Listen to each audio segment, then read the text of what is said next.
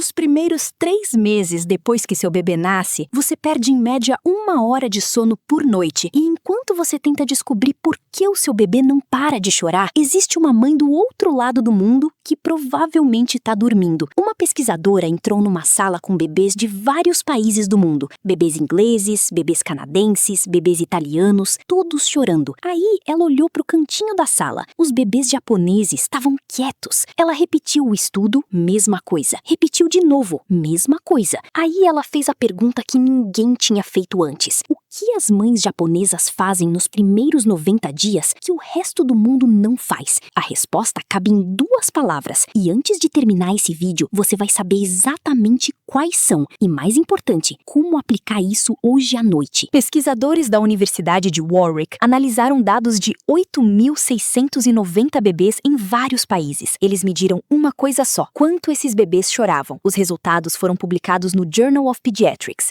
e foram impactantes. Bebês britânicos choravam mais que todos, canadenses em segundo lugar, italianos, holandeses, americanos, todos no topo da lista. E lá embaixo, chorando menos que qualquer outro país do mundo, os bebês japoneses. Só 2% dos bebês japoneses tinham cólica nas primeiras 6 semanas de vida. No Canadá, esse número passava de 34%. E o Brasil? Estudos mostram que entre 20% e 33% dos bebês brasileiros têm cólica nas primeiras semanas de vida, ou seja, até 1 em cada 3 mães brasileiras passa por isso. Mesma espécie, mesma biologia, mesmas necessidades básicas. Então, o que está acontecendo de diferente no Japão? A resposta tem 2 pilares. O primeiro se chama amai. Essa palavra foi descrita pelo psiquiatra japonês Takeo Doi. Ela não tem tradução perfeita para o português. E é por isso que a maioria das culturas nunca adotou esse conceito. A tradução mais próxima seria algo assim: a expectativa profunda de ser compreendida sem precisar pedir. Pensa no que isso significa para um bebê. No modelo ocidental de criação, o ciclo funciona assim: bebê chora, mãe responde. O bebê aprende: eu tenho uma voz, eu consigo mudar o que acontece ao meu redor. Isso é saudável, cria autonomia. Mas também significa que o bebê precisa passar pelo desconforto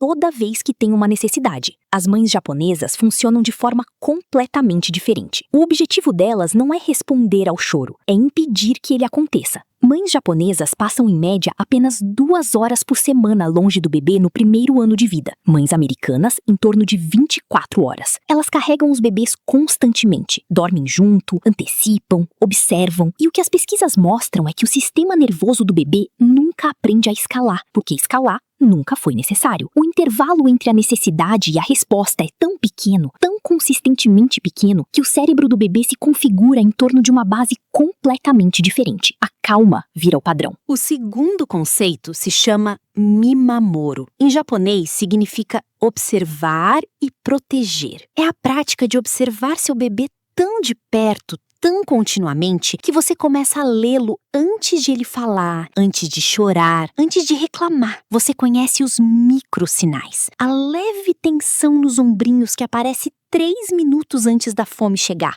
A mudança sutil na respiração que avisa que a estimulação está passando do limite. A quietude particular que vem antes de uma sobrecarga emocional. A maioria das mães no Brasil não vê esses sinais. Não porque não se importam, mas porque ninguém nunca ensinou a olhar. O Mimamoro diz: seu bebê está sempre se comunicando. Seu trabalho é aprender uma língua que não tem palavras. E quando as mães praticam isso, quando percebem o sinal antes do choro, algo profundo acontece no cérebro do bebê. O bebê não fica só mais calmo, ele aprende algo no nível celular. O mundo é previsível, o mundo me responde, eu tô segura. Essa é a base neurológica do que os psicólogos chamam de apego seguro. E é também a base neurológica da autorregulação emocional, a capacidade de gerenciar emoções, tolerar a frustração e manter a calma sob pressão. Habilidades que aparecem décadas depois, na escola, nos relacionamentos, no trabalho, construídas nos primeiros 90 dias por uma mãe que observava.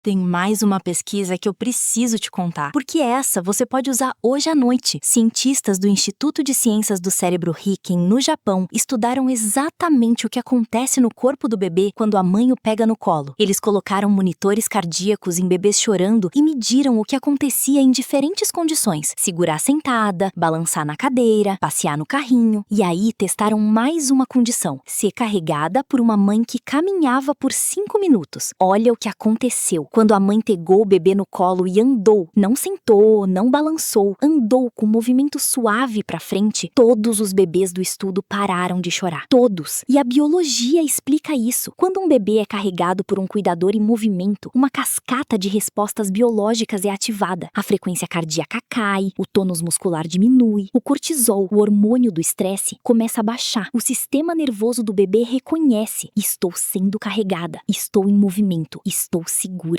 5 minutos de caminhada, só isso. Não um método novo, não um gadget de R$300. 5 minutos de você em movimento com seu filho no colo. Agora, preciso ser honesta contigo. A parentalidade japonesa não é perfeita e não é realista para todo mundo. O nível de presença física que ela exige, o cossono, o carregamento constante, as 2 horas longe por semana é genuinamente impossível para muitas famílias brasileiras. Para mães que trabalham, para mães solo, para famílias sem rede de apoio. E os dados mostram que essa proximidade tem trocas. Crianças japonesas, apesar de excelentes em autorregulação, desenvolvem a independência um pouco mais tarde que crianças ocidentais.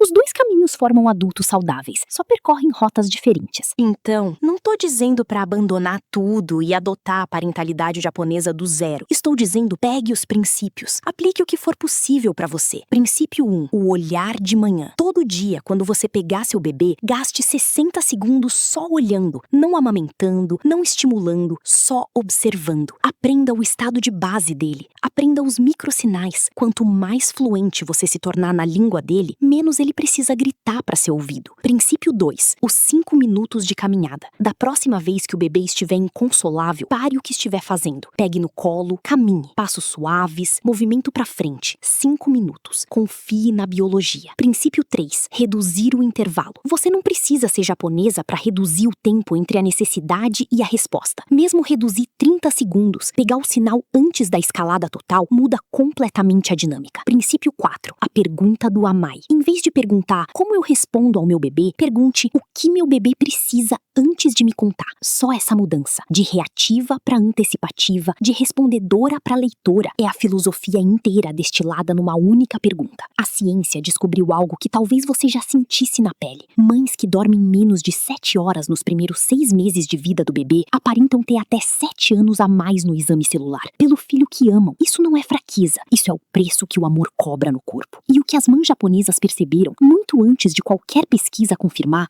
é que esse preço pode ser menor. Não com técnicas, não com gadgets, não com métodos de sono, com presença, com atenção, com o ato radical de conhecer seu bebê tão bem que ele nunca precisasse pedir 2 vezes. Um bebê que chora não é um bebê quebrado, é um bebê cujo intervalo entre a necessidade e a resposta tá grande demais. 2 palavras: amai e mimamoro. Antecipe, observe, responda antes do choro. Esse é o segredo japonês. E agora é seu. Se você quiser praticar o mimamoro com apoio, entender os sinais do seu bebê, organizar a rotina de sono e ter uma amiga disponível às 3 horas da manhã quando você precisar, a Amora pode te ajudar. O link tá na descrição. E se esse vídeo fez sentido pra você, compartilha com uma mãe que precisa ouvir isso hoje. A gente se vê na semana que vem.